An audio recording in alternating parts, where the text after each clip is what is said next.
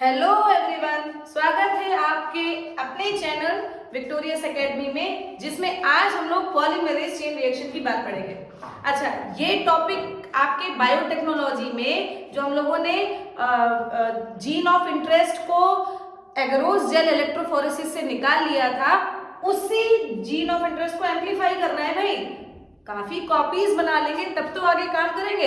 अच्छा देखिए, अगर आपको कोई वैक्सीन बनानी है तो जाहिर सी बात है आपको डीएनए का कोई टुकड़ा चाहिए, उसी से तो वैक्सीन का फॉर्मेशन आप करोगे। क्या एक डीएनए से काम चलेगा? उसकी मल्टीपल कॉपीज का फॉर्मेशन तो होना चाहिए। या अगर किसी चीज की स्टडी कर रही हो, एक डीएनए एक आरएनए वो तो गायब ही हो जाएगा किसी भी मटेरियल में। अगर आप लोग उसके बारे में रिसर्च करना चाहते हो तो आप लोगों को किसी भी डीएनए या फिर जीन की स्टडी करने के लिए उसकी मल्टीपल कॉपीज की जरूरत होती है। इसके लिए हम लोग ये टॉपिक पढ़ेंगे पॉलीमरेज चेन रिएक्शन, या फिर इसी का जो अच्छा नाम है वो है amplification of gene of interest, यानी कि वो जीन का टुकड़ा जो एगरोस जेल इलेक्ट्रोफोरेसिस से हम लोगों ने बाहर निकाला था, उसका करवाना है क्या? एम्प्लीफिकेशन, यानी कि to make multiple copies of DNA. तो इसके अगर स्टेप्स की बात करें बच्चों, ये कोई स्टेप नहीं है, आप लोगों को 7 स्टेप्स में पूरी बायोटेक्नोलॉजी प्रोसेस को पढ़ना है, जिसमें से 3 स्टेप की जानकारी ले ली गई है। एगरोस जेल इलेक्ट्रोफोरेसिस के बाद उस प्राप्त डीएनए की मल्टीपल कॉपीज को बनाना है पीसीआर। इसके बाद आपको स्टेप 4 के बारे में बताया जाएगा। तो इसके बारे में देखते हैं बच्चों, इसमें 3 स्टेप लगते हैं। सबसे पहले डीनेचुरेशन, उसके बाद एनीलिंग और उसके बाद एक्सटेंशन। 1 बाय 1 चीजों की स्टडी कर लेंगे। सबसे पहले डीनेचुरेशन प्रोसेस में क्या होता है, जैसा कि आपके सामने फिगर में बना हुआ है। डीनेचुरेशन का मतलब भी सभी को पता है। डीनेचुरेशन का मतलब है जो जिस अवस्था में है उस अवस्था से वो ब्रेकेबल हो जाए, वो हट जाए। जैसे कि आपका डीएनए क्या होता है? डबल स्ट्रैंडेड मॉलिक्यूल होता है। तो उस डबल स्ट्रैंडेड मॉलिक्यूल से जिस भी बॉन्ड के द्वारा वो जुड़ा है उस बॉन्ड को तोड़ दो। बहुत अच्छे से हम लोग ये बात जानते हैं कि 2 डीएनए को आपस में जोड़े रखने का काम, 2 डीएनए के कॉम्प्लीमेंट्री स्ट्रैंड को आपस में जोड़े रखने का काम नाइट्रोजनस बेस के हाइड्रोजन बॉन्ड करते हैं। तो डीनेचुरेशन प्रोसेस में हम लोग डीएनए के हाइड्रोजन बॉन्ड को ब्रेक करेंगे। तो in DNA breaks the hydrogen bond, hydrogen bond को तोड़ देंगे। और देखिए सेकंड स्टेप में थोड़े से दूर दूर आपने वो फ्रेगमेंट बना दिए। ये ऊपर वाला 5 प्राइम टू 3 प्राइम, ये नीचे वाला 5 प्राइम टू 3 प्राइम। समझ में आ गया पहला स्टेप? अच्छा, डीनेचुरेशन क्या किसी एंजाइम की मदद से होता है या फिर जैसे भी होता है उसको समझते हैं। डीनेचुरेशन, देखिए ये पूरा स्टेप जो आपके पॉलीमरेज चेन रिएक्शन की है, ये बहुत ही टेम्परेचर मीडिएटेड आप इसको कह सकते हो। कहीं पर बहुत ज्यादा टेम्परेचर चाहिए, कहीं पर कम चाहिए, फिर कहीं पर ज्यादा चाहिए। इस तरीके से टेम्परेचर मीडिएटेड मतलब टेम्परेचर वेरी करता है ऊपर नीचे ऊपर नीचे। तो इसलिए थोड़ी सी एक्सपेंसिव प्रोसेस है, बहुत आसान तो नहीं है पॉलीमरेज चेन रिएक्शन की सभी लोग करा ले, लेकिन फिर भी ये मेथड डायग्नोसिस टेस्ट के लिए बच्चों आप लोग करते हो। समझ में आया? अगर जैसे किसी को जेनेटिकल डिसऑर्डर हो गया है या फिर क्रोमोसोम से रिलेटेड कोई बीमारी हो गई है, एड्स के बारे में, ये तो रूटीन टेस्ट के फॉर्म में आप पीसीआर टेक्निक का प्रयोग करते हो।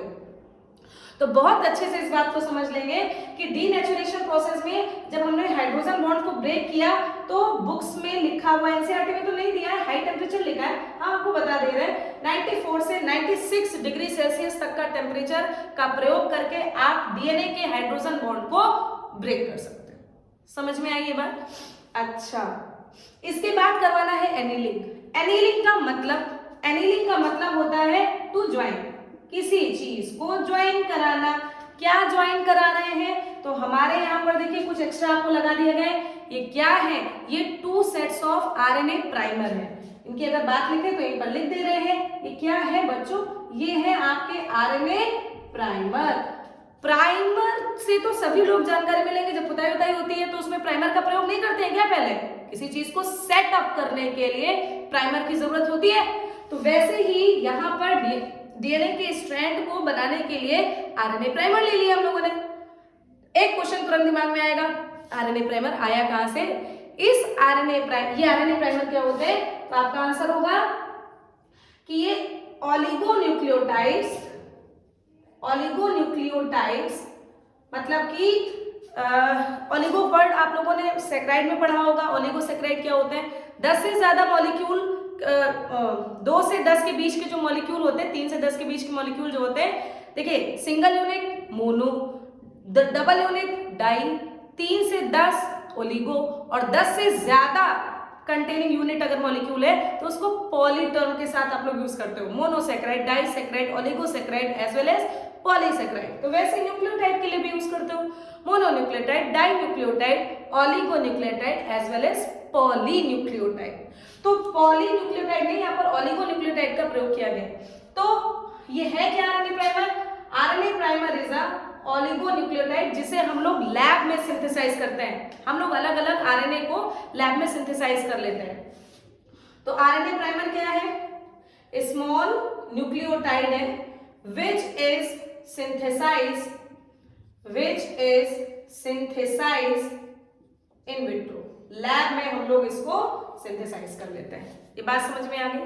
दूसरी इंपॉर्टेंट बात आरएनए प्राइमर की क्या पढ़ेंगे कि ये आरएनए प्राइमर डीएनए के किस स्ट्रैंड पर जाकर जुड़ेगा। तो देखिए जो ओल्ड स्ट्रैंड, टेम्पलेट स्ट्रैंड जो हम लोगों ने लिया है डीएनए का, उस डीएनए के 3 प्राइम एंड पर जाकर अटैच होगा। रीजन, क्योंकि इसी आरएनए प्राइमर से हम लोगों को क्या बनाना है बच्चों, बहुत ध्यानपूर्वक इस चीज को देखिए, समझ लीजिए। ये बात आप लोगों को एक बार और हम लोगों ने ट्रांसक्रिप्शन वगैरह में भी पढ़ी है, लेक्चर जब आपके चैनल पर डाला जाएगा तो उससे और कंफर्मेशन हो जाएगा कि बेटू जी डीएनए से डीएनए या फिर डीएनए से आरएनए बनाने के लिए आप पॉलीमेरेज एंजाइम का प्रयोग करते हो, है ना। हम आगे थोड़ा सा लिख दे रहे हैं, आप किस एंजाइम का प्रयोग करते हो, तो आपका आंसर है पॉलीमेरेज एंजाइम का प्रयोग करते हो। पॉलीमेरेज एंजाइम का प्रयोग करते हो। और पॉलीमेरेज एंजाइम हमेशा किसी भी स्ट्रैंड पर 5 प्राइम टू 3 प्राइम वर्क करता है। अब जब polymerase 5 prime to 3 prime work करेगा तो इसका मतलब है कि यहां पर अगर पॉलीमेरेज एंजाइम वर्क कर रहा है तो इसका मतलब है कि उसको अपोजिट स्ट्रैंड पर ही तो लगना पड़ेगा। इस बात को बिल्कुल ध्यानपूर्वक समझ लीजिए कि अगर यहां पर इस 5 प्राइम टू 3 प्राइम वाले पर अगर वर्क करेगा तो उसके लिए अपोजिट टेम्पलेट स्ट्रैंड क्या होना चाहिए, सभी लोग सोचिए, 3 प्राइम एंड होना चाहिए। इसीलिए इस वाले डीएनए के 3 प्राइम एंड पर आरएनए प्राइमर लग गया और इस वाले डीएनए स्ट्रैंड के 3 प्राइम एंड पर आरएनए प्राइमर लग गया। ये बात समझ में आ गई सभी को? देखिए एक ये है और एक ये वाला आरएनए प्राइमर, दोनों आपके लग के तैयार हो गए, जुड़ गए भैया अपने अपने डीएनए के स्ट्रैंड से। अब डीएनए के स्ट्रैंड पर होगा एक्सटेंशन। एक्सटेंशन किसकी मदद से होता है? इसके लिए कुछ कलाकारी, कुछ चीजें चाहिए, कुछ रॉ मटेरियल चाहिए जिससे उस डीएनए स्ट्रैंड का एक्सटेंशन होना है भैया। तो सबसे पहले तो पॉलीमेरेज एंजाइम। ये पॉलीमेरेज एंजाइम कुछ स्पेसिफिक होता है। पीसीआर टेक्निक में ये पॉलीमेरेज एंजाइम कुछ स्पेसिफिक होता है। क्या होता है देखिए जरा। नॉर्मल पॉलीमेरेज एंजाइम तो नॉर्मल ही है और आप लोगों को ये बात बहुत अच्छे से पता है कि नॉर्मल एंजाइम्स जो काम करते हैं वो नॉर्मल रूम टेम्परेचर पर करते हैं, यानी कि 35 से 40 डिग्री सेल्सियस उसका ऑप्टिमम टेम्परेचर है।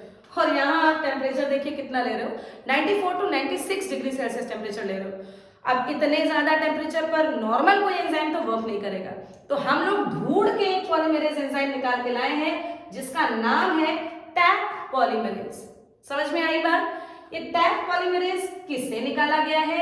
तो हमारा आंसर है थर्मस एक्वेटिकस बैक्टीरिया से निकाला गया है।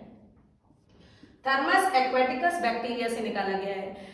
ये बैक्टीरिया बहुत गर्म स्थानों पर पाए जाने वाले होते हैं। याद करिए आप लोगों को आर्की बैक्टीरिया में 3 टाइप के बैक्टीरिया बताए थे जो वर्स्ट कंडीशन में रहते हैं, हेलोफिल्स, थर्मो एसिडोफिल्स, मिथेनोजेन्स।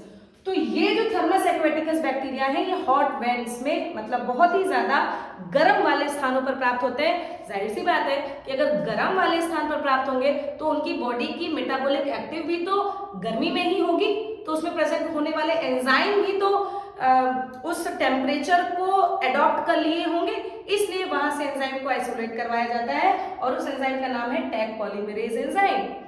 ये टैक पॉलीमेरेज एंजाइम इस छोटे से आरएनए प्राइमर पर एक्ट करके उस डीएनए स्ट्रैंड की एक्सटेंशन करवा देता है।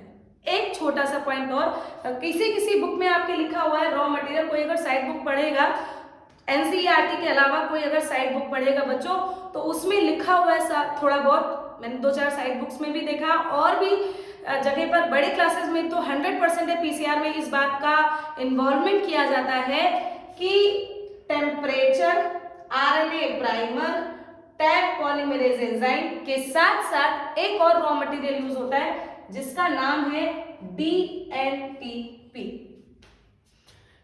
नाइट्रोजनस बेस का ट्राइफॉस्फेट ले लेते हैं। जैसे फॉर एग्जांपल अगर डीएनटीपी कितने प्रकार के हो सकते हैं, डीएटीपी, एडेनिन ट्राइफॉस्फेट, डीसीटीपी। आप लोग लिखते रहे ना भैया, थोड़ा सा लिखेंगे नहीं लेकिन आप चलिए लिखते रहे। Adenine triphosphate, adenine triphosphate. CTP में लिखोगे साइटिडीन ट्राइफॉस्फेट, ठीक है। फिर कौन आएगा, जीटीपी, ग्वानिन ट्राइफॉस्फेट। फिर लास्ट में कौन आएगा, डीटीपी, कौन आएगा, थाइमिडीन ट्राइफॉस्फेट। इतने प्रकार के डीएनटीपी का प्रयोग किया जाता है। तो कम से कम रॉ मटेरियल तो जानिए कि पॉलीमरेज चेन रिएक्शन में कौन कौन से रॉ मटेरियल का प्रयोग हो जाएगा। तो रॉ मटेरियल कौन कौन से, पहले तो हाई टेम्परेचर चाहिए। हाई टेम्परेचर के अलावा आपको 2 सेट ऑफ आरएनए प्राइमर चाहिए जो 2 अपोजिट डीएनए के स्ट्रैंड पर वर्क करेंगे। किस एंड पर जुड़ेंगे, डीएनए के 3 प्राइम एंड पर जुड़ेंगे और जुड़ने के बाद उसमें होगा extension with the help of tag polymerase enzyme जो कि निकाला गया है थर्मस एक्वेटिकस बैक्टीरिया पे और ये बैक्टीरिया बहुत ही ज्यादा गर्म स्थानों पर पाए जाते हैं। और इसके अलावा रॉ मटेरियल डीएनटीपी का भी प्रयोग होता है। देखिए जैसे यहाँ पर है, मान लीजिए ये है आपका, यहाँ पर मान लो एडेनिन लगा हुआ है तो यहाँ पर डीएटीपी लग जाएगा। मान लो यहाँ पर थायमिन लगा हुआ है, आगे बढ़ेगा, थायमिन लगा हुआ है तो यहाँ पर डीटीपी का प्रयोग हो जाएगा। मान लीजिए यहाँ पर जी लगा हुआ है तो डीजीटीपी का प्रयोग हो जाएगा।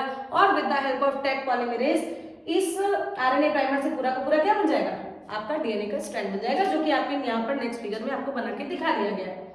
तो ये तो ओल्ड है, ब्लू वाले से जो बना हुआ है वो ओल्ड है आपका, और जो ब्लैक वाले से बना दिया है वो आपका नया डीएनए का स्ट्रैंड बना दिया गया है with the help of polymerase PCR technique. एक बात और, बस लास्ट बात है कि एनसीईआरटी में एक लाइन दी गई है कि 30 साइकिल, इकोलाई में लगभग 30 साइकिल के प्रयोग से 1 बिलियन कॉपीज का फॉर्मेशन हो जाता है। ये अपने में बहुत ही ज्यादा वैल्यूएबल, बहुत ज्यादा महत्वपूर्ण रिएक्शन है बेटा जी। इन सबको बहुत अच्छे से तैयार कीजिए। पॉलीमरेज चेन रिएक्शन अपने में ही एक इंपॉर्टेंट टॉपिक है। आपके सामने पूरा का पूरा लेक्चर लिख दिया गया है। ये आरएनए प्राइमर लैब में बनाए जाते हैं। Tag polymerase enzyme Thermus aquaticus bacteria से आइसोलेट करवाया जाता है। डीएनटीपी का प्रयोग करके, ये सारे के सारे रॉ मटेरियल का प्रयोग करके 3 स्टेप के द्वारा, first step is denaturation, second step is annealing, third step is extension. Denaturation का मतलब बता दिया गया, उनके डीएनए के बीच के हाइड्रोजन बॉन्ड को जोड़ना। एनीलिंग का मतलब बता दिया, 2 अपोजिट स्ट्रैंड पे आरएनए प्राइमर का जोड़ना। एक्सटेंशन का मतलब बता दिया गया, डीएनटीपी और पॉलीमरेज टैग पॉलीमरेज एंजाइम की सहायता से उस आरएनए प्राइमर से पूरा का पूरा नया डीएनए का स्ट्रैंड बना देना। इस तरीके से हम लोग मल्टीपल कॉपीज का फॉर्मेशन कर सकते हैं, और अगर मल्टीपल कॉपीज बन गई तो आगे का प्रोसेस तो होना ही होना है। तो भैया बस आज इतना ही पढ़ते हैं। नेक्स्ट लेक्चर में हम लोग स्टेप 4 के बारे में पढ़ेंगे कि अभी जो जीन ऑफ इंटरेस्ट हमको मिल गया है इसको किसी ना किसी वेक्टर में कैसे लाइगेट करवाना है। तब तक के लिए थैंक यू।